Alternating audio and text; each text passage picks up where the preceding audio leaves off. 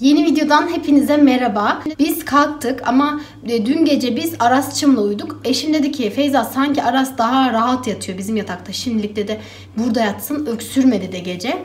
Yani saat 2 gibi falan bir öksürük tuttu Aras'ı. Ben de öyle olunca kendi yanıma aldım. Orada o kadar rahat uyudu ki Aras. Hiç ağlamadı, hiç öksürük tutmadı falan.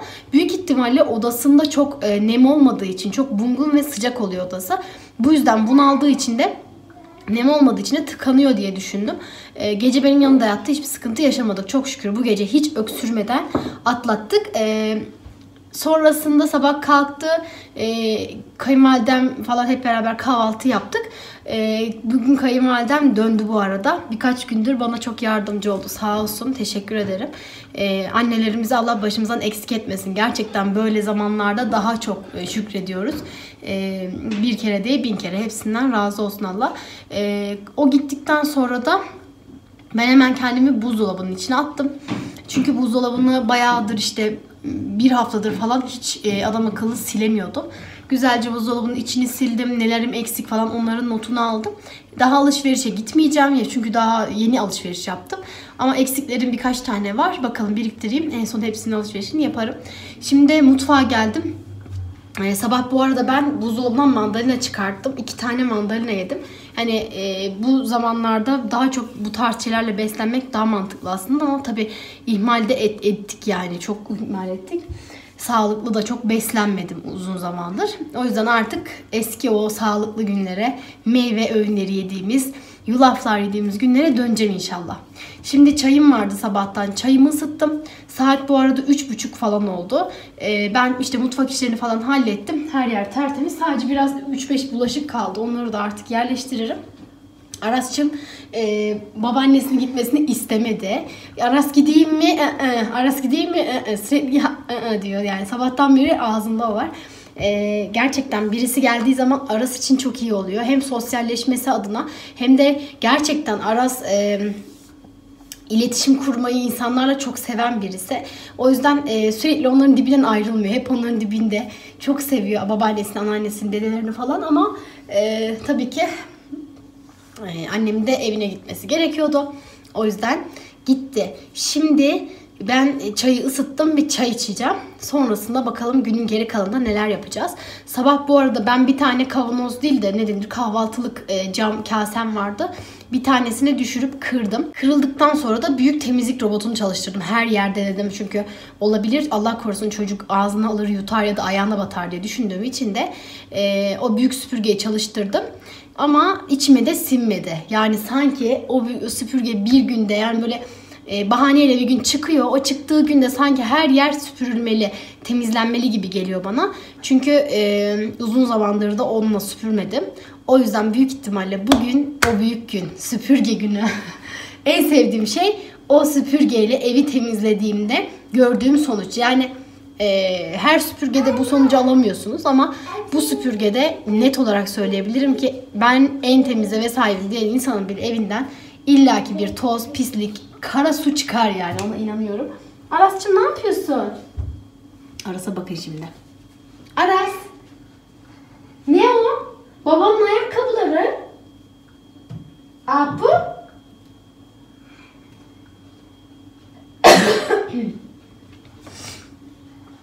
Aras bugün önceki günlere göre bayağı iyi. Tıkanması yok çok şükür. Öksürüğü de ara ara var. İnşallah fayda ediyor gibi gözüküyor ilaçlar. Daha da iyi olur. Bakalım. Hadi bakalım ben şimdi bir çay keyfi yapayım. Sonrasında inşallah evimizi süpürelim.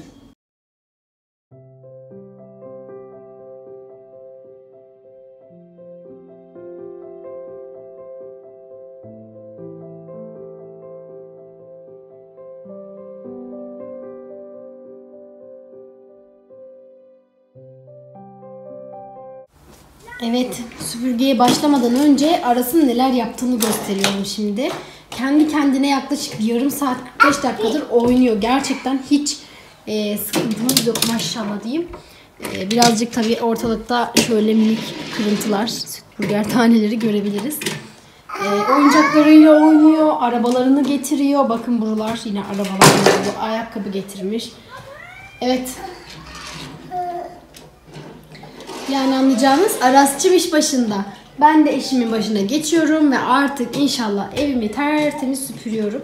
Aslında pis değil evim ama uzun zamandır o süpürgeyle süpürmek istiyordum. Hazır oda meydandayken önce bütün evi güzelce bir süpürelim. Hadi bakalım, bana kolay gelsin.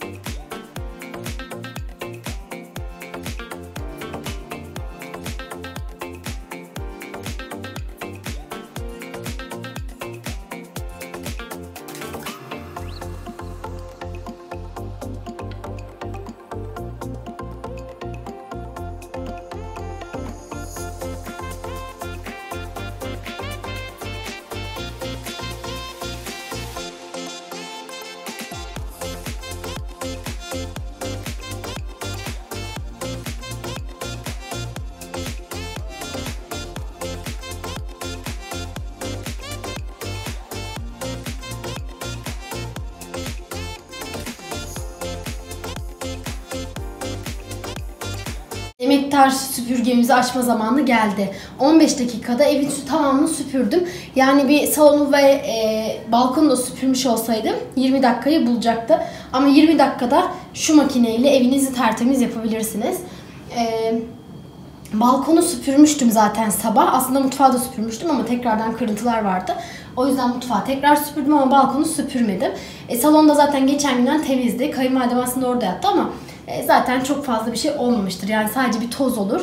O da yatağı açıp kapatmaktan dolayı. Ondan sıkıntı yok. O yüzden orayı hiç ellemiyorum şimdi.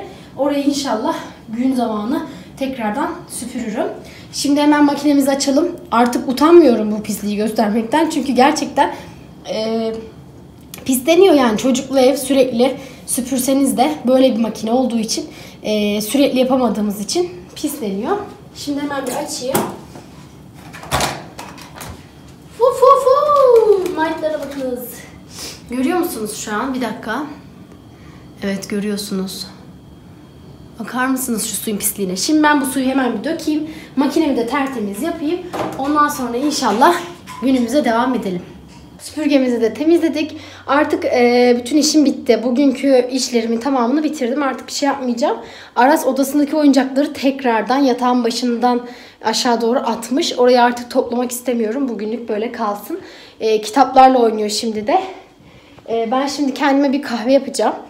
Çayımı içtim. Artık kahve içeyim. Yanına da şöyle bir maden suyu içeyim. Normalde ben kahveyi hiç sevmem. Maden suyunu hiç sevmem. Ama kızlarla tanıştığımdan beri, onlarla kahve içtiğimiz, görüştüğümüz günlerden beri ben kahvesiz yapamıyorum. Ama tabii ki onlarlayken içmek daha güzel oluyordu. Yani şimdi hasta olduğum için görüşemiyoruz. Aslında görüşelim dediler ama ben iyileştiğim için, ama ben Aras ve Alptu'dan dolayı çekindiğim için görüşmek istemedim. Çünkü Aras hasta, hala antibiyotik kullanıyor. Yani tamamen böyle antibiyotiği tamamen bitirip artık doktora gittiğimizde ve doktor bir şeysi yok artık, iyi maşallah derse o zamanki görüşebilirim. Alptu çünkü hastalıktan yeni çıktı. Tekrar onun da hasta olmasını istemiyorum. Şimdi ben iyileşmek üzereyim evet, ama başka bir arkadaşım hastalandı. Bilmiyorum, bu sıralar böyle herkeste bir hastalık durumu var. Yapacak da bir şey yok. Şimdi kahve yapayım, kendime geleyim. Ondan sonra inşallah günümüze devam edelim.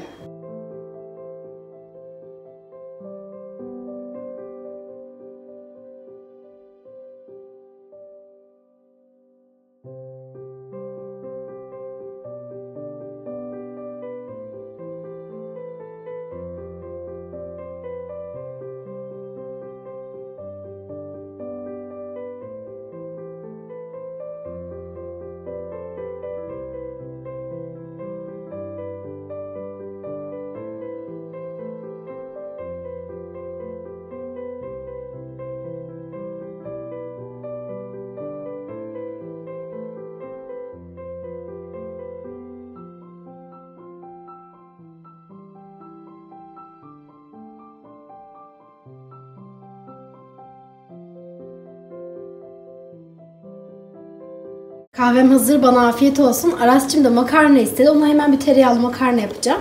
Boncuk makarna diyorum ama Aras'ın dayanamadığı bir şey. Bunu gördü ve hemen istiyor şimdi. Onu pişireyim. Ben de o arada kahvemi içeyim. Normalde bugün kendime nugget, eşime de köfte yapmayı planlıyordum. Yani köftem vardı buzlukta. Ama yeterli gelmedi gözüme. O yüzden hemen et çıkardım. Onu haşladım. En pratiğinden, en hızlısından bir et sote yaptım. Yaklaşık bir yarım saat etim haşlandı. Sonra domatesi, soğanı, biberi, salçayı bir tencerenin, yani bu tencerenin içerisine kavurdum. İyice piştikten sonra da içine haşladığım etimi koydum. Böyle çok güzel bir et sotem oldu.